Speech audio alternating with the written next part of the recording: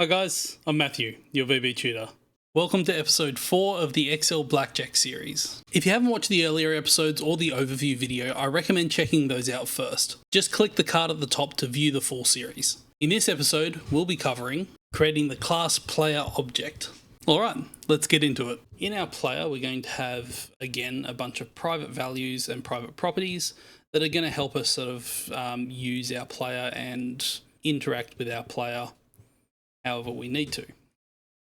So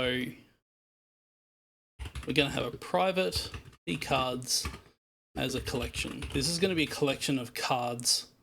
It's basically the player's hand, right? So whatever cards are in the player's current hand. And we're going to have a private P max wager as integer. So this is going to be more used by the dealer, because the dealer by default they won't let their hand go over 17, right? Unless obviously they draw higher than 17, but 17 is where they sort of limit themselves, so that's going to be where we set our max wager. Then we're going to have a private is busted as boolean. That's basically returning it to tell us if the player has busted, if the player is standing,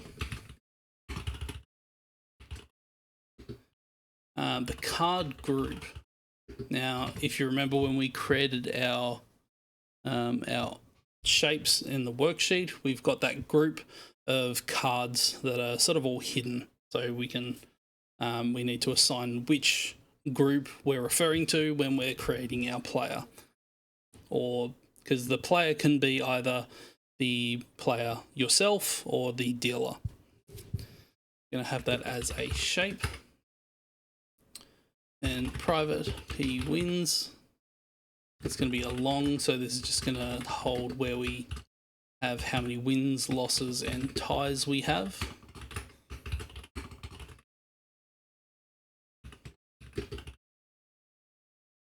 And then we're going to have our bet amount as currency and our balance also as currency.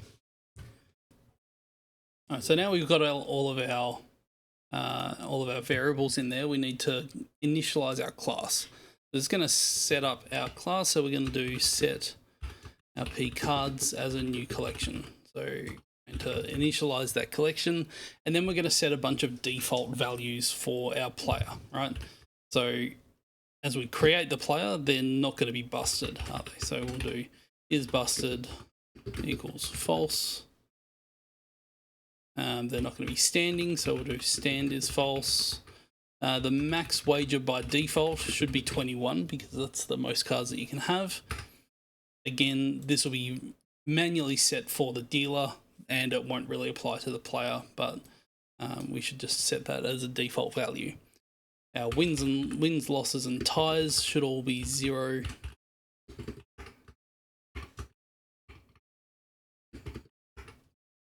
And then our player balance should also be 0. Okay. One of the key things that we're going to need to do is to add cards to our hand, right? So let's do a public sub. This is going to be called from outside, so we need to make sure that's public. And add card.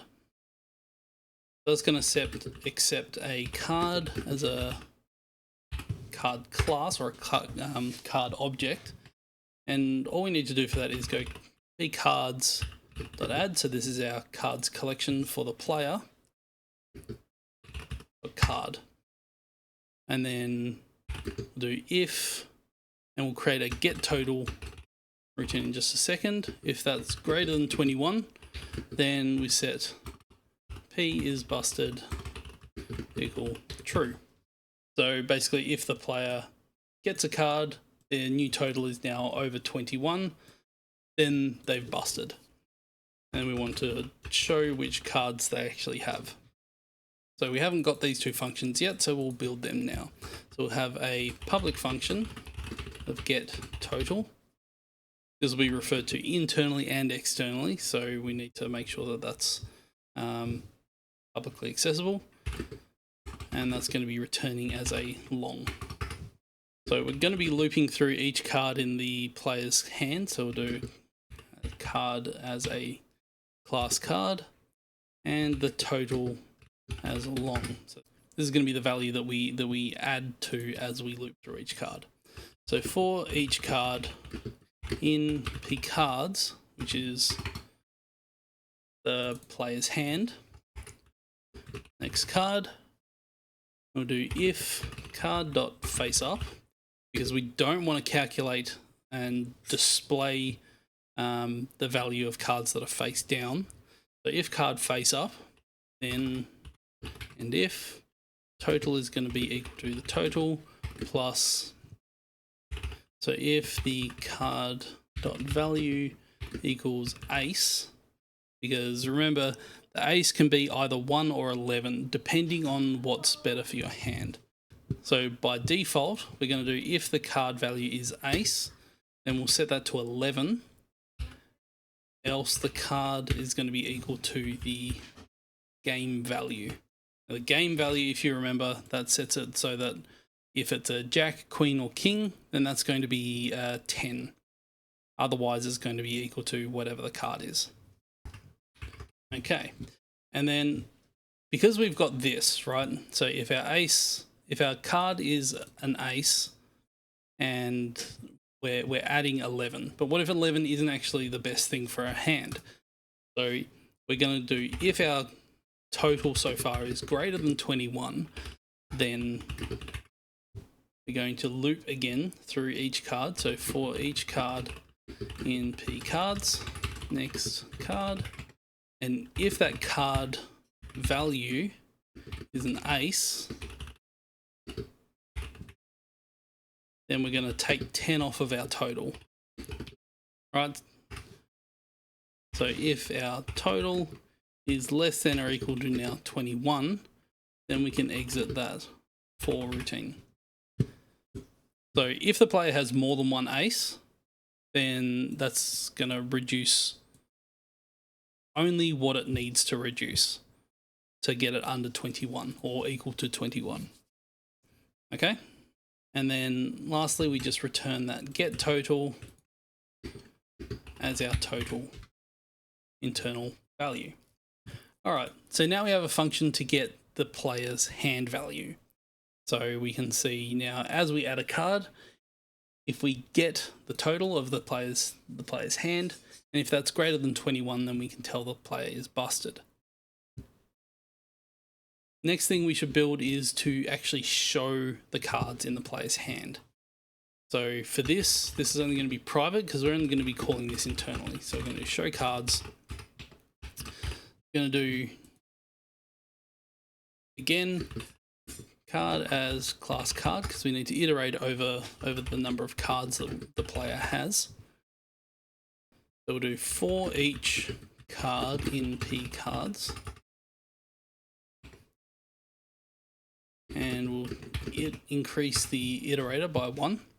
So then we set the card picture. Again, this is something that we haven't created. We'll create that in just a moment. That's going to accept our P card group. Remember, our card group is the group shape that we've assigned, which we haven't assigned yet. That's going to be when we initialize our game, but that's going to have our card group, which is going to be, you know, this group for our player or this group for our dealer. Okay, so we're going to be referring to that card group. The group items is I, and we're passing the card in. So we're making a routine here that accepts a shape. So we're referring to a group item from this group, which is going to be a shape. We're going to get the value from that card, the value and the suit from that card, and assign it to that shape. And we're going to be able to refer to that by referring to our card table that we built before. So next we can do P card group dot group items as visible equals true. So this is setting our card picture, and then this is making that card in the group visible. And finally, what we want to do is for whatever we've left off on this as we're iterating over each card. So I equals I plus 1. So if we've got to say the third card and we've set all the pictures because they're the cards that the player has. So we've looped through 3 cards in their collection. We've set 3 cards to visible and shown the picture of each of those 3 cards. Then we want to start at the 4th card. So I will be 3. So we'll go from I to 3 plus 1. And then go to the amount of group items that we have. So p group items dot count. And then we're just going to make sure that the rest of those aren't visible. Because if we only have 3 cards, 4 onwards don't need to be seen. So now we need to create this set card picture routine. So let's just quickly do that. So private sub, set card picture. That's going to accept a card shape as a shape. And then a card as class card. Alright, so first we need to check if the card is face up. If it's face up, then we're only going to be showing the card back, right? So if the card is face up, then show card face. Else show card back. So we'll quickly do the back routine because that one's nice and easy. So we'll do the card shape dot fill user picture, and then for that we're going to refer to sheet cards range and card back, and we refer to the formula. Don't refer to the value. The value comes through as I think a blank or an error or something like that. Refer to the formula because the formula is going to actually have the path to our card. So remember, as look in here, the card back, so this is our card back cell. Formula is going to return this value. Alright. Now we need to do the same thing for the face, but we need to find out which card we're actually referring to first. So we'll do dim table as list object. So list object. We'll set that table equal to sheet cards, list objects, and table cards. So that's this table here. You see table cards there. And we need to loop through each row. So table row as list row. So for each row in table.listRows, if the lowercase of table row range 2 is going to be the item in the second column. So we're looping through each row like this, and then we're looking at the second column, so this. So if that equals card.suit name, and we'll make both of them lowercase so that we're comparing similar strings, and we want to check if the value is the same. So we'll check lcase table row range 3. Again, 3 is our card here, and check if that one is equal to the lcase card name. Alright, so if we've got hearts, if the card is hearts and we've landed on the hearts row, and if the card is a 2, for example, and we've landed on the 2 row, then we need to grab that formula and do the same thing as we've done down here. So we fill the user picture with table row dot range 4 dot formula. We use 4 here because we've got 1, 2, 3. 1, 2, 3, 4. 4 is the image formula. So now we've set the card picture. So in here in our show cards, you can see we're iterating through each card in the cards in the player's hand, and we assign the image from that card picture to that shape, make that visible, make every other shape invisible, and then we can move on. So now we've got our add card is done. So our add card, we add the card to our hand, we get the total, check if the total is greater than 21. If it's greater than 21, the player is busted, and then we show all the cards in that player's hand. Now, internally, we're also going to want a hide cards routine. So we're just going to do basically this, right? Private sub hide cards. This is going to be when we're resetting the player, okay? So just do basically that. We'll loop through every card in the player's hand and just make them invisible. That's going to be another thing that we need in there. All right, next we're going to build out all the properties that we need for this class. So we'll have a public property, which we only need to get, right? Which is going to be our wins. We're going to do the same for, wins is p wins.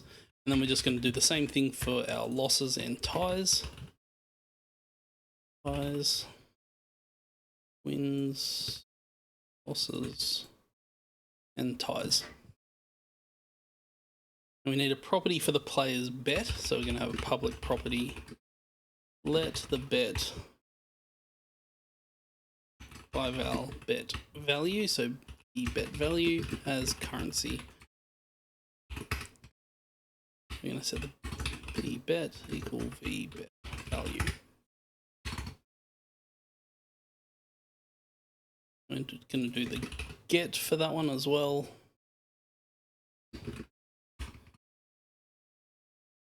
And that's going to say the bet is equal to p bet. Okay, and the same sort of process we're going to do for the balance.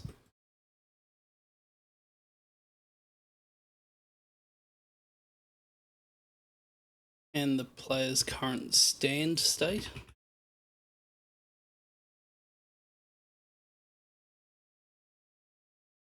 And then the max wager. Again, this is only going to be used for the dealer.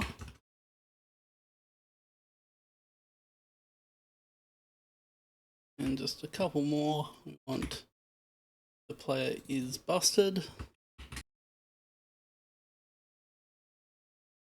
And then we want to just be able to get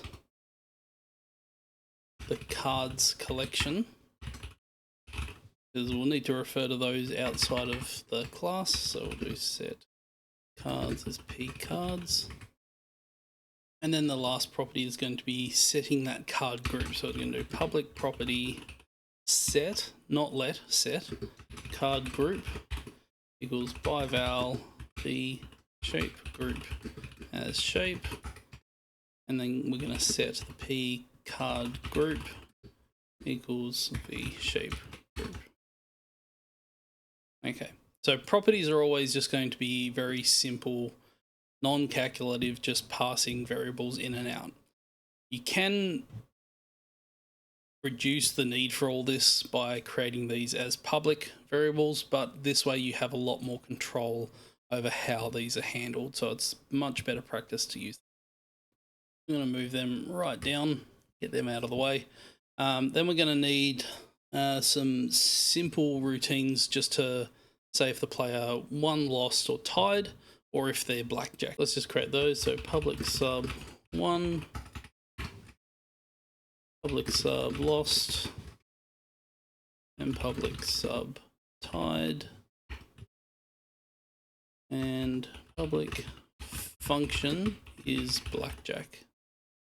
I'm just going to return true or false value. So if we won, then we're going to add that to p wins plus 1. So we're just going to increment our wins value, and that's just going to be the same thing for our lost and tied. So losses and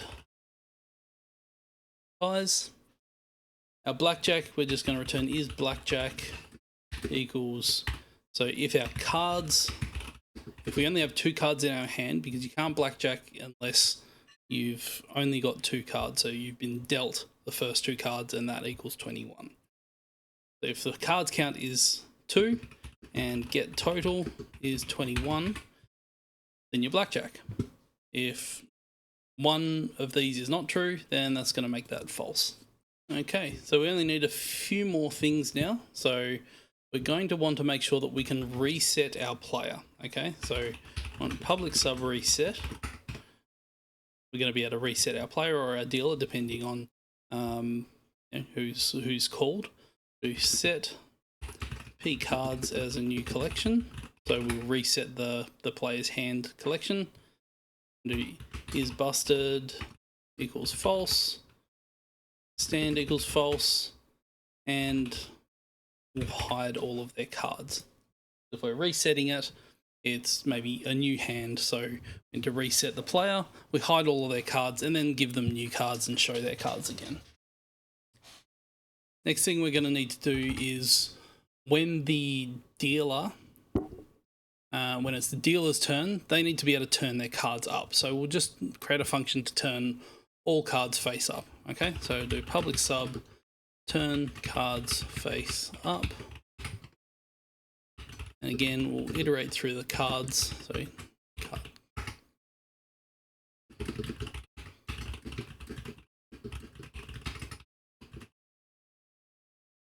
I equals I plus 1.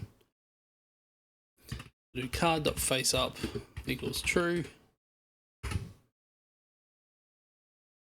And we'll do set card picture p card group items 1 and pass that card in. Okay, so that's going to turn all of our cards face up. So if the back is currently shown, it'll turn that card back face up so it shows the face card again. And the final thing we need is we need to know if the player or the dealer rather should stop. So that's going to be a nice simple function that we'll return. So public function should stop as boolean, should stop equals get total is greater than or equal to the max wager or is busted. Right, so if the total of the dealer's hand is greater than the max wager is going to be set to 17. So if their total is greater than 17 or they're busted, then they need to stop. All right, and that's it for our class, for our player class. Now we can actually build our game and we can actually start, creating the blackjack game itself and start playing with it, make it usable. Let's just do a quick compile, make sure everything's working. So p balance, I've typed everything properly. The cards should be, there we go. Okay, so our class is now complete and ready to start using. Thanks for watching. Please hit that like button if you're building along and subscribe so you don't miss the next episode. In the next episode, we'll cover building the rest of the game, assigning buttons, testing the game, and creating some cheats. As always, the final product is available on my Patreon for one-time purchase or for free to second-tier members. Thanks again for watching. This is your VB Tutor signing out.